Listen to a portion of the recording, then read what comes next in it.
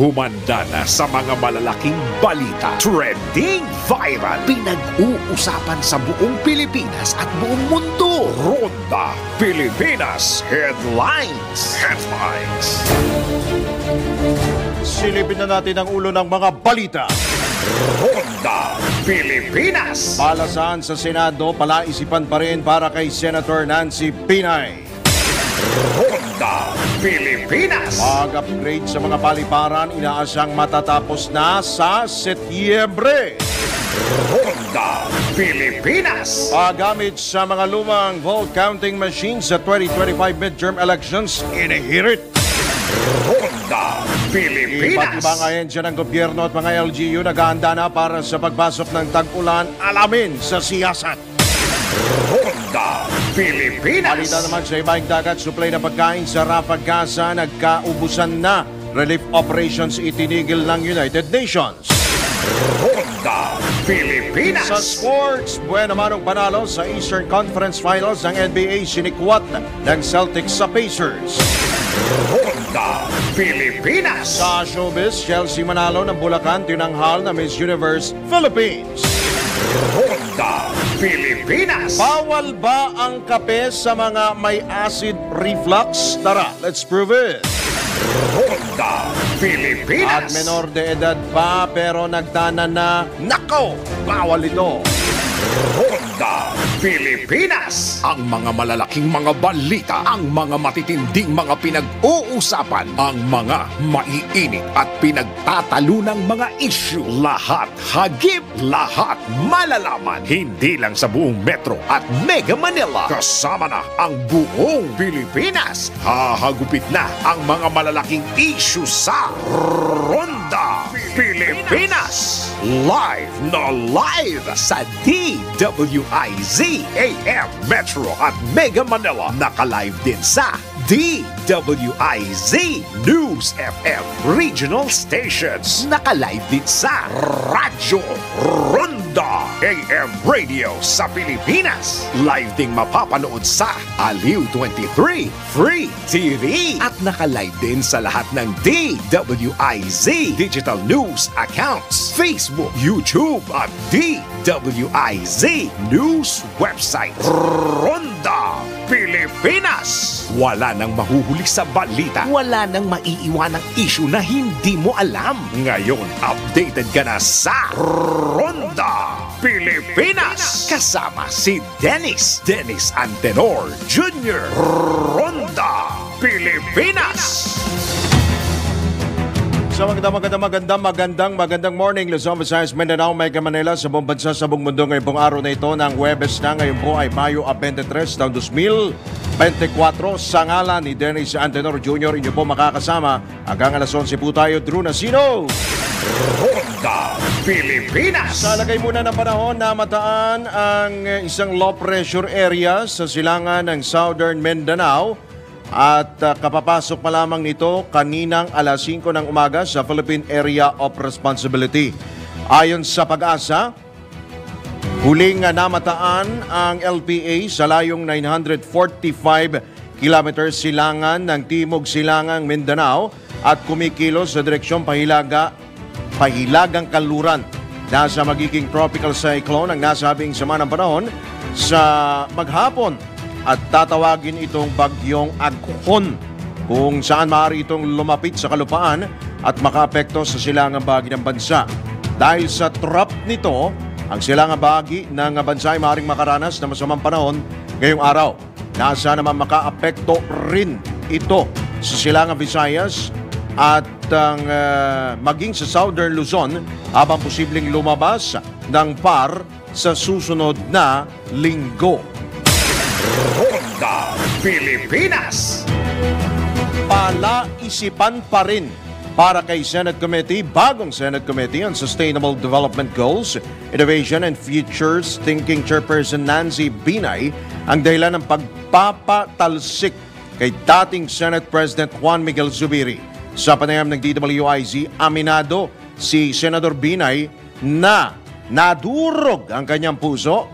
Heartbroken pa rin siya sa nangyari dahil ginawa naman ng liderato ni Senador Zubiri ang kanilang mga tungkulin ng maayos. Kaugnay nito, kinwestiyon din ng senador ang paghahain ng resolusyon ng ilang mga kapwa mambabatas upang magbigay pugay sa dating liderato, gayong sila rin naman ang kumilos para sipain sa pwesto ang Senate President. Hanggang ngayon, may mga tanong na hindi nila nasasagot eh. Hopefully, pagbalik namin, kasi kahit paano, katulad nga ng sinabi ni Sen Mig, talagang kami heartbroken. Kasi hanggang ngayon, hindi namin alam yung dahilan kung bakit natanggal, di ba? Parang hindi naman naging tamad yung mga officers namin.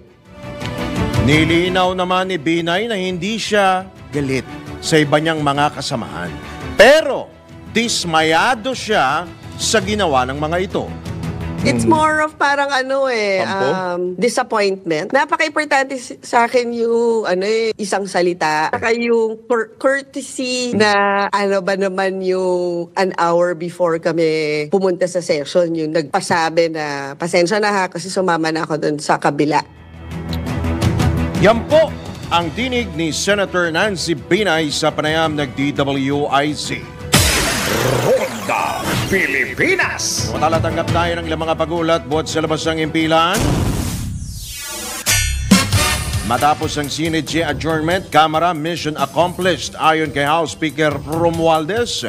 Detalye ihatid ni Patrol 11 Tina Nolasco. Kumpiyansa si House Speaker Martin Romualdez na nagawa na ng Kamara ang misyon nito sa pagtatapos ng ikalawang sesyon ng 19th Congress.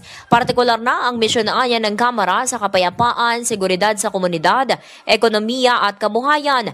Ayon kay Romualdez, malinaw ang misyon ng Kamara ang pagtuunan ng pansin ng pambansang seguridad at ekonomiya sa ikaunlad ng buhay ng mga Pilipino. Kasabay nito, tiniyak ng House Speaker na hindi titigil sa pagtatrabaho ang mababang kapulungan hanggat hindi natutupad ang pangarap ni Pangulong Marcos Jr. na mabigyan ng bahay ang bawat pamilyang Pilipino. Gayon din ang pagbibigay prioridad ng Kamara sa renewable energy, pagprotekta sa kapaligiran, trabaho, kalusugan, edukasyon at kapakanan ng mga mamamayan. Nabatid na muling magbubukas ang sesyon ng Kamara sa July 23 sa araw ng ikatlong State of the Nation Address o SONA ni Pangulong Bongbong Marcos Jr. Ito si Patrol 11 Tina Nolasco para sa impilang may todong lakas DWIZ, nagbabalita ng tama, naglilingkod ng tama. Ronda Pilipinas. Pag-aproba naman ng Pangulo sa pagbabalik sa dating school calendar, malaking tulong umano sa mga estudyante. Patrol 19 Shelly Ortega Bueno sa detalye. Ikinalugod ni Senate Committee on Basic Education Chairman Senator Sherwin Gatchalian ang pag-aproba ni Pangulong Ferdinand Marcos Jr. sa pagbabalik na sa luma o dating school calendar sa bansa. Sa inaprubahan ng Pangulo, magsisimula na ang school year 2024 to 2025 sa July 19 ng taong ito at magtatapos naman sa April 15, 2025. Ayon kay Gatchalian, malaking tulong ito lalo na't nakita nitong kasagsagan ng summer na hindi kinakaya ng mga estudyante ang sobrang init ng panahon. Sa kabila nito, aminado Senator Gatchalian na kaakibat ng desisyong ito ay magkakaroon talaga ng sakripisyo. Kabilang na rito ang pagkakaroon ng modular classes tuwing Sabado para makumpleto ang minamandato na 180 school days sa isang school year. Ito sa Patrol 19, Sally Ortega Bueno para sa impilang may todong lakas sa DWIZ. Nagbabalita ng tama, naglilingkod ng tama.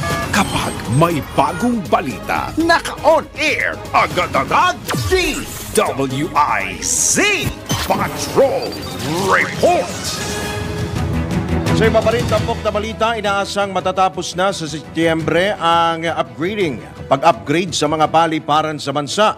Ito ang kinumpirmahan ni Transportation Secretary Jaime Bautista matapos ang naganap na technical glitch na naman sa Ninoy Aquino International Airport itong Lunes at noong nakarang taon. Sa panayam ng DWIZ, inihayag ng kalihim na kabilang sa kanilang ina-upgrade ay mga computer system o software ng paliparan upang matiyak ang kaligtasan ng mga pasahero. We are in the process po of upgrading the computer systems, no? Siguro na maalala nyo na nagkaroon tayo ng isang malaking problema nung nakaraang taon na tumigil nga yung ating operation sa airspace, no? And isa po sa mga solusyon ay ang pag-upgrade ng mga software. So nag-start na po yung upgrading natin nung December. We already had a maintenance agreement with Thales. Ito po yung provider ng software. And by September po ay tapos na yung upgrade. Medyo matagal lang kasi nga maraming dapat ayusin. No? Dahil dito pinahaba ng DOTR ng 10 minuto ang flight separation upang maiwasan ang aberya sa mga paliparan. Hinabaan natin yung tinatawag na flight separation. No? Normally po kasi flight separation natin ay mga nasa 1.5 minutes lang, no? to 2 minutes. Pero dahil nagkaroon nga ng ganitong problema, hinabaan lang natin yung separation. Merong time na up to 10 minutes hindi tayo nagpapalapag at nagpapa-take off ng mga aeroplano. Yan po ang tinig ni Transportation Secretary Jaime Bautista sa panayam ng DWIZ. Ronda Pilipinas. Samantala, pinare-reconsidera ni Cagayan de Oro City 2nd District Representative Rufus Rodriguez sa Commission on Elections ang mungkahi ng Smartmatic Philippines na gamitin ang mga lumang vote counting machines o VCM para sa 2025 automated midterm elections. Kasunod ito ng muling pagbuhay ng Smartmatic sa kanilang commitment na tuparin ang kontrata nito sa poll body sa mahigit 90,000 VCMs na inupahan o nirentahan noong 2015. Ayon sa mababatas, dapat maging praktikal ang COMELEC lalo't lubog na sa utang ang Pilipinas. Sa kasamaang palad, ang tanging anyang alternatibong ipinakita lamang ng ahensya ay ang kontrata nito sa Miro Systems kung saan gagastos ang gobyerno ng halos 18 billion pesos sa kabila ng checkered record ng kumpanya batay sa kabila nga ng kontrobersyal nga po na record ng kumpanya at yung kanila pong halalan at batay sa kamakailang mga halalan sa Democratic People's Republic of Congo at sa Iraq.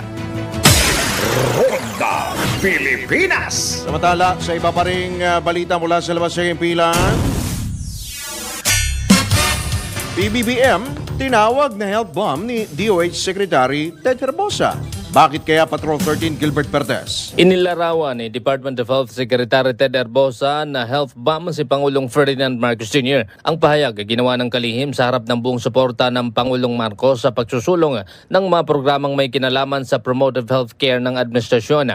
Sa press briefing sa Malacanang, sinabi ni Herbosa na hindi raw katakatakang ang Pangulo mismo ang magsulong sa marubdob na pagtataguyod ng healthcare dahil ang Pangulo raw ay sadyang maingat sa kanyang kalusugan. Pag-amin pa ng kalihim na mas healthy para sa kanya ang Pangulong Marcos at sa body mass index pa lamang ay kapansin-pansin na raw ito. Patrol 13, Gilbert Perez para sa himpilang may todong lakas. DWIZ, nagbabalita ng tama, naglilingkod ng tama. Ronda Pilipinas. Higit 6 na pong lalawigan naman sa bansa nakaranas na matinding tagtuyot ayon sa Pag-asa. Detalye mo, Patrol 30, Jelly Mendez. 61 lalawigan sa bansa ang nakaranas ng matinding tagtuyot bunsod ng El Nino phenomenon. Ito ang inihayag ng Pag-asa Weather Bureau na mayorya sa mga lalawigan sa bansa ang nakaranas ng drought hanggang nitong Mayo 19. Batay sa monitoring ng ahensya, 29 ang nakaranas ng matinding tagtuyot sa Luzon, habang 16 na lalawigan naman sa Visayas at Mindanao. 3 lalawigan naman sa Luzon ang nasa dry condition, kabilang na ang Aurora, Pampanga at ang Quirino. 6 naman ang nakaranas ng dry spell na binubuo ng Albay, Bataan, Pangasinan, Sorsogon, Tarlac, Zambales, habang 11 naman sa Mindanao na kinabibilangan ng Agusan del Sur, Compostela Valley, Davao del Norte, Davao del Sur, Davao Oriental, North at South Cotabato, Sultan Kudarat, Surigao del Sur, Davao City at ang Davao Occidental. Una nang sinabi ng Pag-asa Weather Bureau na mananatili pa rin ang epekto ng El Nino sa bansa kahit pa humihina na ito at tumataas ang tsansa ng La Nina phenomenon. Ito si Patrol 30 Jelly Mendez nag-uulat para sa bilang may todong lakas sa DWIZ. Nagbabalita ng tama, naglilingkod ng tama. Kapag may bagong balita, naka-on air, agad-agad, DWIZ Patrol Report. And speaking of weather, iba't ibang ahensya ng gobyerno at mga LGU naghahanda na para naman sa pagpasok ng tag-ulan. Alamin natin sa isang siyasat special report. Malalimang pag-alam ng mga detalye para maitama ang mga maling balita sa Siyasat. DWIZ Investigative Report. Kapansin-pansin na ang pag-uulan sa dakong hapon o gabi. Napapadalas na rin ang mga pagbaha, partikular na sa Metro Manila at mga karatig lugar. Ilan lamang ito sa mga palatandaan ng nagbabadyang tag-ulan. Gayunman, nilinaw ni Pag-asa Climatology and Agrometeorology Chief Annalisa Solis na bagamat kasalukuyang nakataas ang La Nina Watch Alert, may posibilidad pa ring maunsyami ito. Na sinasabi ng mga model kung sakaling matuloy ang La Nina ay mga around August, September, October season. So yun po yung possible po. Pero sa ngayon, since watch pa rin po ito, ay usually po may possible din po na pwedeng matuloy, pwedeng hindi matuloy ang La Nina habang nasa La Nina watch pa rin po tayo. May mga kailangan pa rin anyang ikonsidera upang ideklara ang opisyal na pagsisimula ng tag-ulan, lalo't nakakaranas pa rin ang bansa ng epekto ng El Nino. At least yung 7 stations or more than 50% ng mga areas na minomonitor natin mas satisfy yung total rainfall ng 25 millimeters or more on at least 1 millimeter or of rainfall for 3 consecutive months. So ibig sabihin po, 3 sunod-sunod na araw, kailangan 1 millimeter or rains or more and dapat po ay magtototal na 25 millimeters. Ang pinagbabasihan po natin dito ay pentan, 5 days po, hindi 1 day lang. And tinitingnan din po natin dito yung wind criteria. Kailangan po yung prevailing wind natin ay mayroong westerly component para masabi na po natin na ito ay papasok na sa habagat. Therefore, magiging sufficient na yung ulan. Dahil dito, agad inatasan ni Pangulong Ferdinand Bongbong Marcos Jr. ang mga local government units na ngayon pa lamang ay maghanda na upang maibsan ang epekto ng La Nina phenomenon.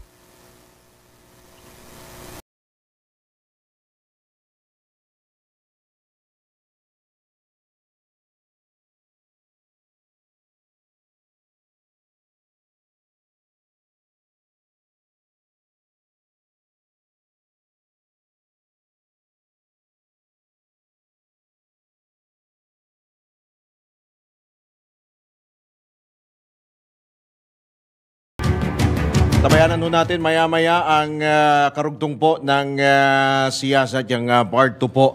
Kaugnay po sa preparasyon ng gobyerno, kaugnay sa inaasahang pagpasok ng tag-ulan at yung epekto po ng La Nina sa mga susunod na linggo o sa mga susunod na buwan. Samantala, tanggap pa ho tayo ng isa pang pag-uulat buhat sa labas ng impilan. Birth certificate ni Bamban Tarlac Mayor Alice Guo posible umanong makansela. Nagbabalik si Patrol 19 Sally Ortega Bueno. Sally. Alright, babalikan natin si Sally Bueno. Sa pang report, bagong Deputy Chief of Staff for Operations ng AFP, formal nang umupo sa pwesto. Patrol 17 Jopel Pileño naman sa detalye. Opisyal nang umupo sa pwesto bilang bagong Armed Forces of the Philippines Deputy Chief of Staff for Operations J3 si Brigadier General Jimmy Larida ng Philippine Navy. Si Brigadier General Larida ang pumalit kay Acting DCS for Operations Colonel Jesse Banastao ng Philippine Air Force. Kasunod to ng isinagawang change of Chief of Office ceremony na pinangunahan ni Deputy Chief of Staff Lieutenant General Carlton Sean Garland sa Camp Aguinaldo. Sinabi ni Lieutenant General Garland na tiwala silang ipagpapatuloy ni Brigadier General Larida ang mahusay na trabaho ng kanyang pinalitan. Si Brigadier General Larida ang dating commander ng Joint Task Force NCR na miyembro din ng Philippine Military Academy o PMA Sambisig Class of 1991. Dati rin siyang naitalaga bilang Deputy Commandant ng Philippine Marine Corps, Commander ng 3rd Marine Brigade, Commander ng Hulo Internal Defense Force at Chief of Staff ng JTF Comet West Mincom. Ito si Patrol 17 Chopel Peleño para sa impilang may todong lakas, DWIZ, nagbabalita ng tama, naglilingkod ng tama. Kapag may bagong balita, naka-on air, agad-agad, DWIZ Patrol Report. Good morning po sa mga humihigop po ng mainit na kape ngayong pong araw ho na ito. At alam niyo ho ba na, totoo ba ito? Sama rin ba ako dito? Bawal ba ang kape sa mga may acid reflux? Tara, let's prove it. Bago maniwala sa mga claim na yan, patunayan na yan sa Let's Prove It! Ang kape ay nagpapasaya sa atin sa maraming paraan. Gaya ng ito ay nakakapagpagising at nakakapagbigay ng energy sa atin. Gayon din naman ang pag-inom ng kape ay stress reliever para sa ilan. Pero paano kung ang iniinom mong kape ay nakakapagdulot ng pagkasira sa digestive system mo?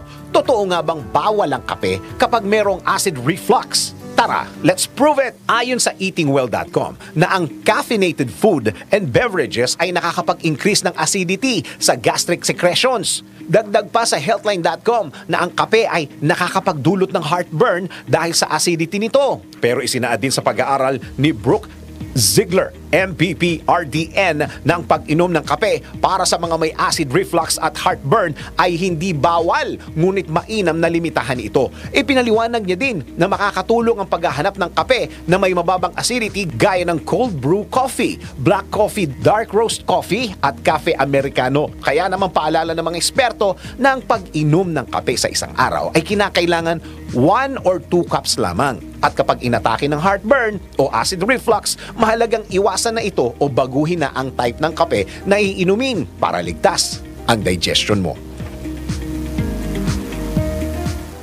Kumusta mga kaastig? Gawin nating mas exciting at astig na astig ang araw mo gamit ang Arena Plus app. Dahil sa Arena Plus, astig ka sa sports. Ang Arena Plus, ang hottest online sports betting platform na talaga namang magpapabago sa paraan mo ng pag-i-enjoy sa mga paborito mong games. Sa mga fans ng NBA, libre mong mapapanood ang NBA playoffs sa arenaplus.net. Maaari ka pang manalo ng iba't ibang papremyo kagaya ng sapatos, telepono, motorsiklo at brand new car. Lahat ng yan ipamimigay sa Arena Plus NBA Playoffs Lucky Draw. Up to 64 million pesos worth of total prizes. Bukod sa NBA, pwede mo ring masubaybayan ng mga live games ng local at international sports kagaya ng PBA, PVL, soccer, basketball, volleyball, boxing at marami pang iba. But that's not all. Kasama sa magbibigay ng saya sa inyong gaming experience ang official astig endorsers na sina Scottie Thompson at NBA star Jordan Clarkson. Kaya ano pang inaantay mo? Download Arena Plus app sa App Store or Google Play or manood sa arenaplus.net. Dahil sa Arena Plus, astig sa sports. Keep it fun. Game responsibly. Ronda Pilipinas! Alright, magbabalik po ang Ronda Pilipinas. Makalipas lamang po ang ilang mga paalala. Ang oras, 27 sandali makalipas ang alas 10. Ronda Pilipinas! Alright, tayo po ay nasa ikalawang sigwada na po ng Ronda Pilipinas at sa oras na alas 10:33 po ng morning. Pag-usapan po natin, ito pong actually, ano pa ito kumbaga pang ilang beses na ito, hindi na mabilang sa ating daliri kung pang ilang beses na itong cyber attack na ito. Pero this time naman, those PNP nagkaroon din nung mga nakaraang buwan, nakaraang taon, merong mga cyber attack po doon po sa system po ng PNP. At nasa kabilang linya po natin ang technology editor at cyber security expert na si Ginong Art Samaniego. Kuyang Art, magandang morning. Welcome muli sa DWIZ LU23. Well, good morning, Drew, at sa lahat ng mga nakikinig at mga nanonood. Kuyang Art, I don't know kung na-access mo ba last time kasi suspended yung online service, PNP online services dahil nga doon sa hacking. Until ngayong sa mga oras na ito ay ganun pa rin? Oo. So, ang ginawa nila, sinuspend nila yung tinanggalan nila yung service na yun. Mm-hmm. Ang problema lang, nahack kasi sila una, yung parang logistics data information and management system nila ang nahack na una. Tapos dahil dito, na-leak yung mga information ng mga pulis. 393,000 rows yun. Ilang terabytes yun? Oo, ito, kabuuan lahat, parang 1.6 terabytes. So kung titignan natin, yung mga nagrehistro ng baril, 679,910 ang detalye nila na na-expose. So ano yung mga data? Full name, birthday, civil status, email, phone number, PIN. Tapos pag magre-rehistro ka pala ng baril, kasama yung next of kin, pati detalye niya nandun. Okay. Pati PIN? Oo. PIN ng ano nila? Tax identification number. Akala ko pati PIN nung ano eh. So pati TIN pala nadali rin ano. Ito ba na... Pero nandun din yung Kuyang Drew, nandun din yung LTAP number.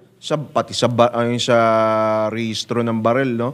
Pero ito ba natumbok na kung saan ito nanggaling? Itong hacker na ito? PINS ba ito? PINS sa PNP Logistics Data Information? PINS, ang pangalan niya ay PINS. Siya din yung nang-hack sa Siya din yung nang-hack sa DOST. Okay. Oo, same person yan. Same person. So, baka naman, ito rin ba yung sa DICT? Iba rin yung sa DICT? Iba din. Oo, iba din siya. Oo. So, yun nga, sa dami ng data na to, sabi nga ni DICT Undersecretary Jeffrey D. National security issue na to eh. Yeah, National actually, oo. Kasi meron pinakita yung hacker na pwede niyang i-search doon kung sino yung mga membro ng Special Action Force halimbawa. Pati yun? Pati yung mga assignment nila. Hala?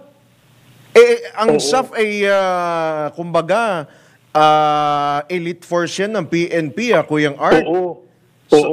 Delicate talaga, national issue nga ito ng national security. So, ano ang ginagawa na ngayon ng DICT sa pakikipagtulungan, of course, ng PNP, iba pang government agencies, and of course, sa inyong part as a cybersecurity expert ng inyong pong grupo? So, ang ginawa nito, nakipag-coordinate agad kami sa DICT tungkol dito, at yun nga, napag-alaman na pati address nandun. Oo, so kaya ang ginawa ng DICT, gumawa siya ng interagency group kung saan iimbestigahan to. NBI, National Security Council, saka Philippine National Police. Kasama na ang DICT para maimbestigahan ng ayos. Sabi namin ni Undersecretary D nung huling pag-uusap namin, ito yung tinatawag niyang full of government approach kung saan mag-share sila ng mga data. Apo, Kuya, para ma-solve tong problem. Yes, actually, dapat as soon as possible, dapat ma-solve ito. PNP na kasi, Kuyang Art, eh. Diba? Oo. Biro mo ha, ang unang pinakita ng hacker na to, yung detalye ni Jean Fajardo, PNP spokesperson, pati sa HALN, detalye ng PNP chief. Okay. Mukhang iba tong hacker na ito, matindi-tindi ito. Kuyang Art, hindi pa rin nahahanap itong hacker na ito. May lead na daw ang May lead na daw ang DICT, at sana nga mahuli to at mapanagot sa mga ginagawa niya. Anong hint nila sa ito ba'y local or international, Kuyang Art? Halo local, meron international. So, kasi magaling siya kasi yung pala na nakita ng DICT. Matagal na nagtatago sa loob. Talagang pinroject niya. Talaga sinunod. What do you mean matagal lang nagtatago sa loob, Kuyang Art? Nakapasok na siya sa loob ng PNP. Na yung system ng PNP? Oo. Kasi masyado malaki yung data para ma-download ng isang araw lang. So medyo sinaga na to. Kasi 1.6 terabytes yung data. Linawin natin, Kuyang Art, ha? So matagal na siyang nakapasok sa system ng PNP, hindi ba tayo napasok ng tik-tik dyan sa PNP, baka merong naniniktik sa loob, nagpapanggap na naka-uniformeng pulis? Kuyang Art? Yan ang hindi ko alam kung meron mga ganyan. Pero ang information lang na alam namin, yung system lang mismo, yung computer system. System ba lang? Okay. Na napasok nila at matagal na nilang minamanmanan. Okay. Alagpas 1 buwan daw to na Tinabaho. pinaproject niya. Tinabaho. Tapos nakapasok siya. Kaya ayun, 2 beses sa loob ng 1 linggo, 2 beses na-hack ang PNP. Oo. Aside from doon sa PNP Logistics, ano pa yung tinarget nitong hacker na ito? Meron pa bang ibang site, iba pang sangay ng PNP na tinarget nito? So ang mga pinapakita niya na mga proof na napasok niya yung PNP ay yung yung system nila para sa logistics. Okay. Yung una. At ang pangalawa, ito yung sa Firearms and Explosive Office. FEO. Oo. FEO. So napasok niya tong FEO at kung titignan natin, 1.6 terabyte yung data. Tapos pag tinitignan mo kasi yung database nila, sinasabi ng hacker na to na meron siyang lagpas 5 million na row. Yung row yung sa linya. Yeah. Na nandun yung mga detalye. Mm-hmm. So ganun kadaming information na nakuha. Malaki-laki yan. Sa individuals naman, meron 672,511. Mm-hmm. Okay. Na line. Yung pension system naman, hindi ba na infiltrate? Yun ang hindi natin alam kasi kung nasa isang system sila, malamang na hindi lang ang Logistics Data Information Management System sa Firearms and Explosive Office ang napasok ng mga kriminal na to. Oo, nako. Aside from sa PNP, Kuyang Art, ano pang namo-monitor ho ninyo? Batay ho sa inyong patuloy na pagbabantay. Ang AFP ho ba? Kamusta po ang kanila pong cybersecurity? Kuyang Art, kasi ito po mga importante itong mga sangay ng gobyerno na ito para sa pagbabantay ho sa ating seguridad. Kuyang Art. So, mga importante yung mga sites na binabantayan din ngayon, DICT, kasama na yung Statistics Office, kasama yung PhilHealth na na-hack na din dati, binabantayan din nila yun. Kasi ito yung mga itatarget na mga kriminal kasi nandito yung mga data natin. Mm-hmm. Pero ngayon, itong si PINS, na-target niya ang DOST, na-target niya ang PNP, ang sunod niya tina-target daw, sinasabi niya ngayon, ang DepEd. Department of Education. So kaya dapat mag-ingat ngayon yung mga IT guys ng DepEd kasi ito yung next na binabalak ni PINS na atakihin. Binabalak? Oo. Kasi nag-post na siya sa social media na wina-warningan na niya na yung DepEd na meron daw siya nakikita mga butas. Ganon. Talagang nag-i-scout talaga sila, no? Kumbaga, tuloy-tuloy. Tama. Kasi ang ginagawa kasi ng mga kriminal na to, nag-i-scan yan. Ini-scan niya yung buong internet, halimbawa. I-scan niya. Pag nakakita siya ng vulnerable, yun yung aatakihin. So, sa PNP, nakita niya na may mali na ginawa. So, ang sinasabi naman ng hacker na human error talaga bakit siya nakapasok sa system. Hindi ang system ang may problema, kundi yung taong gumagamit ng system. Okay. So, paano, kumbaga, kung sa gobyerno, sa mga government websites, kaya itong gawin, what more pa doon sa mga pangkaraniwang mga tao? Halimbawa, yung ating Facebook account, yung ating mga social media accounts, yung ating mga bank accounts, mga ating online banks, di ba, Kuyang Art? Anong may papayo mo sa kanila? Anong may papayo mo sa amin, sa atin, na gumagamit ng mga ganyang mga services, online services, Kuyang Art? Pag ang gobyerno kasi natamaan ng mga ganitong klaseng atake, nakakabangon yan. pag ang mga private companies na natamaan ng mga hacker, nakakabangon yan. Pero pag ordinaryong tao na ang laman ng GCash niya ay 9,000 na lang at na-hack pa yun, mahihirapan bumangon yan. Kaya dapat po, mag-ingat po tayo, ugaliin po natin magduda sa lahat ng mga nakikita natin online. Offer man ng trabaho yan, sinasabi na yayaman ka sa link na to, i-click mo. Pag humihingi ng detalye at may connection sa pera, dapat po magduda tayo at mag-isip muna. Ugaliin po magtanong. Pero kami website, scamwatchpilipinas.com, magsumbong po tayo doon. Kung na-scam man tayo o may attempt sa atin namang scam, tumawag po tayo sa 1326. Yan po yung hotline ng gobyerno. Para matulungan tayo ng mga tao ng gobyerno. Para malabanan natin itong mga scammer na to. Last na lang, Kuya Art, bago ka namin bitawan, may timeline ba para ito ma-resolve itong nahack na system ng PNP? So ang kailangan nitong ma-resolve as soon as possible kasi na-disrupt na yung trabaho ng PNP sa registration ng firearms. Naging manual na sila ngayon.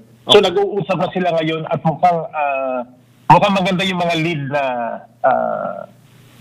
kinakalabasan ng pag-uusap ng tatlong agency na to, kasama ang NBI, kasama ang NSC at ang PNP. Sa pangunguna ng DICT.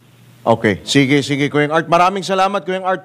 Hingi rin kami sa inyo ng mga update just in case na magkaroon ng mga kaganapan, mga bagong kaganapan, Kuya Art. Maraming salamat. Yes, ingat.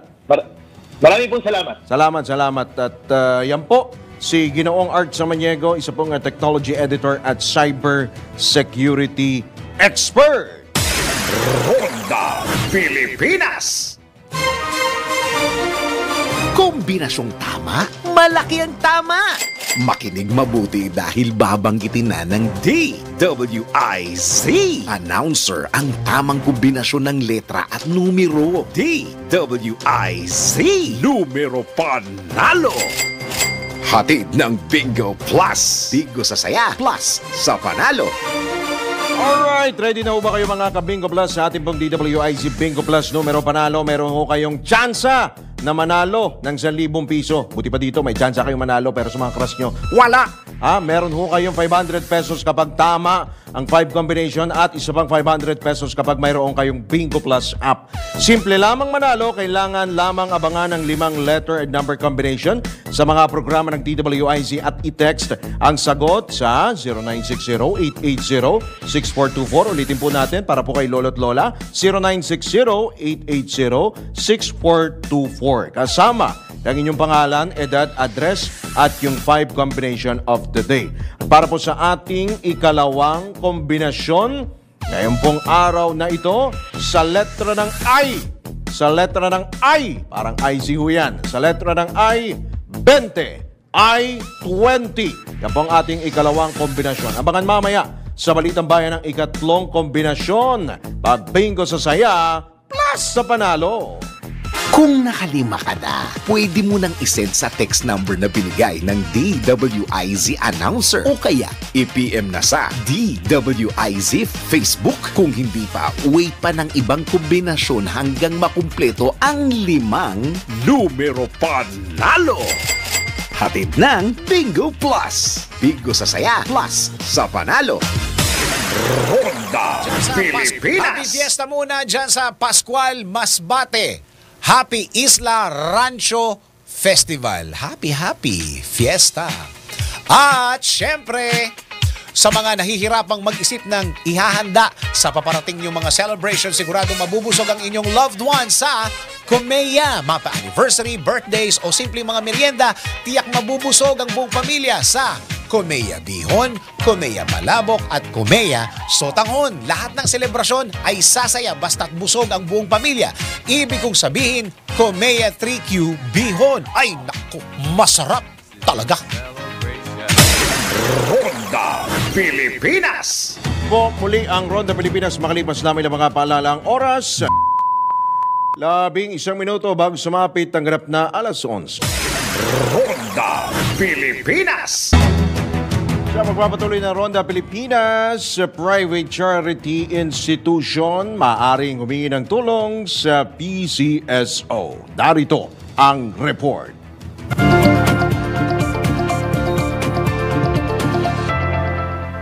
Bukod sa medical assistance sa pagpapakonfine, gamot at diagnostics, maaari ring humingi ng tulong sa Philippine Charity Sweepstakes Office o PCSO ang mga buntis na nakakaranas ng komplikasyon. Ayon kay Dr. Pinky Casas, Division Chief ng Individual Charity Assistance Division ng ahensya, may available na tulong at serbisyo para sa mga ganitong sitwasyon. Pakinggan natin ang kanyang pahayag. Ito po ay isang tugon ng PCSO sa mga nangangailangan ng tulong, especially those clients po na siniserve o tinutulungan ng mga iba't ibang organizations na mga accredited ng DSWD. At iba-iba po sila. Meron pong mga tinatawag na nasa center-based, meaning nasa home, kung saan specific na mga kliyente ang tinutulungan, pwedeng mga bata, pwedeng mga matatanda, pwede rin may yung mga abandoned, yung mga pang-children na mga challenges, no, na mga orphanage, yan, na kung saan sila mismo ay directly tinutulungan ng agency, nakapartner ng PCSO. At yan ang report na hindi umuurong sa pagtulong. Maine Barreto, nagbabalita ng tama, naglilingkod ng tama.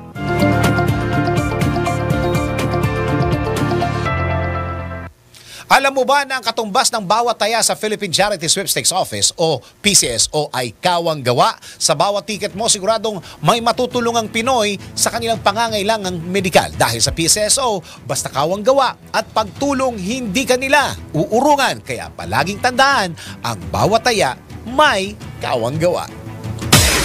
Ronda Pilipinas! Alright, habol pa natin ano ba mga pag-uulat mula sa labas ng impilan. Balikan natin ang update kaugnay po sa kontrobersyang kinakaharap ni Mayor Alice Guo dyan sa Senado, Patrol 19, Shelly Ortega Bueno. Nanganganib na makansila ang birth certificate ni Banban Mayor Alice Guo matapos lumitaw na maraming irregularidad o questionable sa birth certificate nito. Sa pagdinig ng Senate Committee on Women, Children, Family Relations and Gender Equality, lumabas na walang supporting documents na makapagpapatunay na totoo ang mga nakasulat sa birth certificate ng alkalde. Inamin na mismo ng kinatawan ng Philippine Statistics Authority o PSA na may irregularidad sa birth certificate ni Guo. Kinumpirma ni Attorney Eliezer Ambatali, Director ng Legal Service ng PSA, na walang record na may ipinanganak sa Pilipinas na Amelia Leal o Angelito Guo na sinasabing mga magulang ni Mayor Guo. Wala rin record ang PSA na nagpakasal sa Pilipinas ang mga magulang ng alkalde, bagamat sa birth certificate ay sinasabing kasal ang mga ito. Kinwestiyon ni Gatchalian ang PSA kung ano ang ginagawa ng ahensya sa mga spurious na mga birth certificate. Tugon ni Attorney Ambatali, ang mga dokumento na hindi valid ay ang pagkaka-register ay kanilang pinapakansila. Maaari rin anyang makulong ng mula 1 buwan hanggang 6 na taon ang mga nagsisinungaling sa pagpa-file ng birth certificate. Ito sa Patrol 19, Shelly Ortega Bueno, para sa impilang metodong lakas sa DWIZ, nagbabalita ng tama, naglilingkod ng tama. Ronda Pilipinas! Samantala, cough etiquette ipinaalala ng DOH sa publiko para makaiwas sa flu-like illnesses. Isa pang report mula kay Patrol 13, Gilbert Perdes. Muling nagpaalala ang Department of Health o DOH sa publiko na ugaliing magtakip ng bibig sa tuwing nakakaramdam ng pag-ubo, lalo na sa pampublikong lugar. Sa Malacanang press briefing, sinabi ni DOH Secretary Ted Herbosa na mahalagang maobserba ang cough etiquette, lalo na't muling na pag-uusapan ng tungkol sa coronavirus bunsod ng napaulat na pagtaas ng kaso ng naturang sakit sa Singapore. Ayon kay Herbosa, wala nang dapat ikatakot sa harap ng nasabing ulat, lalo na at sa hanay ng mga kabataan. Pero ibang usapan na niya sa panig naman ng mga matatanda o elderly. Sila kasi ayon sa DOH Chief ang nasa kategoryang at risk, kasama na ang mga may cancer at immunocompromised. Sa ngayon wala namang dapat daw na ikabahala sa usapin ng virus sa bansa, subalit makabubuti raw na iobserba ang minimum public health precautions. Kasama na raw dito yung pagtatakip ng bibig sa pag-ubo at hanggat maaari raw ay umiwas sa matataong lugar at siguruhing may ventilasyon sa kanilang tahanan. Patrol 13, Gilbert Perdes para sa himpilang may todong lakas. DWIZ nagbabalita ng tama, naglilingkod ng tama. Ronda Pilipinas. Buwan naman ang panalo sa Eastern Conference Finals ng NBA, sinikwat ng Celtics sa Pacers. Sports News mula kay Daryl Justin. Sa mundo ng palakasan, ang latest malalaman sa DWIZ Sports News. Muntik nang maipanalo ng Indiana Pacers ang Game 1 ng Eastern Conference Finals matchup nila kontra sa Boston Celtics, pero pinatunayan ng Boston kung bakit sila ang number 1 seed sa Eastern Conference ng NBA. Ito ay matapos matalo ng Celtics ang Pacers kung saan umabot pa sa overtime ang laro at may final score na 133-128. Pinangunahan ni Jason Tatum ang Celtics kung saan nagtala siya ng 36 points, 12 rebounds at 3 steals, habang si Jaylen Brown naman ang susi ng Celtics sa kanyang corner 3-point shot na naipasok noong huling bahagi ng fourth quarter, kaya naipwersa ng Celtics ang overtime. Sa Pacers naman, gumawa ng 25 points at 10 rebounds si Tyrese Haliburton, habang si Pascal Siakam ay mayroong 24 points at 12 rebounds. Lamang na ng isang panalo ang Celtics sa best of 7 series nila kontra sa Pacers, at ang Game 2 ay gaganapin bukas, oras dito sa Pilipinas. Kasalukuyan namang naglalaban ang Minnesota Timberwolves at Dallas Mavericks sa Game 1 ng Western Conference Finals. That portion was brought to you by Arena Plus. Sa Arena Plus, astig sa sports. Download Arena Plus app now in App Store or Google Play. You can watch it also on arenaplus.ph. Ito na ang latest, bagong-bago, fresh na fresh. DWIZ Showbiz News. Chelsea manalo ng Bulacan. Tinanghal na Miss Universe Philippines. Showbiz balita mula kay Anton. Para sa aking balitang showbiz, isang itinuturing na dark horse ang magiging representative ng Pilipinas sa gaganaping Miss Universe 2024 sa PhilAm na si Chelsea sa Miss Universe Philippines, kung saan una itong sumali noong 2021 na napanalunan ni Beatriz Luigi Gomez ng Cebu ang corona. Ngunit una na itong sumali sa national pageant sa pamamagitan ng Miss World Philippines noong 2017, kung saan napasama ito sa top 15. Ginawang sandalan ni Chelsea ang galing sa pagsagot, poise at husay sa pasarela para mapansin noong preliminary competition ng pageant. Dinala ito ng beauty queen hanggang sa finals kagabi para makuha nito ang pinaka-prestihiyosong pageant crown. Samantala, tinanghal na first runner-up si Stacey Gabriel ng Cainta, second runner-up si Atisa Manalo ng Quezon Province, third runner-up si Tara May Valencia ng Baguio, at fourth runner-up si Christy McGarry ng Taguig. Ronda Pilipinas. Isa po mga patama quote ang ating pong bibitawan. Ang buhay ay mahirap na hindi natin alam ang pinagdaraanan ng bawat isa. Kaya sana maging mabait tayo sa iba. Yan po ang ating patama quote for the day. Ngayon pong Huwebes. Ngayon pong Mayo 23 taong 2024. Sa ngalan po ng buong tropa ng DWIZ LU23 at sa ngalan ni Dennis Antenor Jr., ito po yung lingkod Drew Nasino. Nagbabalita ng tama, naglilingkod ng tama. Susunod na Yes Yes Yo Topacio kasama sina Attorney Ferdy Topacio at Miss Dewey De Guzman.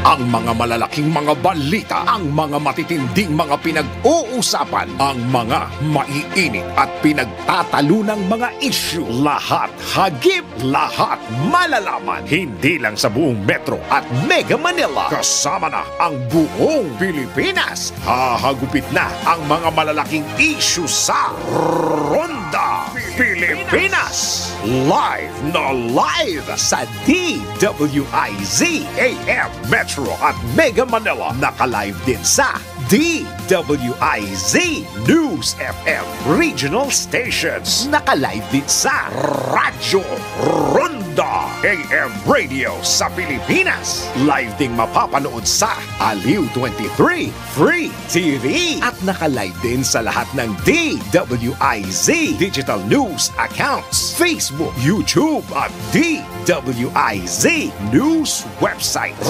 Ronda Pilipinas. Wala nang mahuhuli sa balita. Wala nang maiiwan.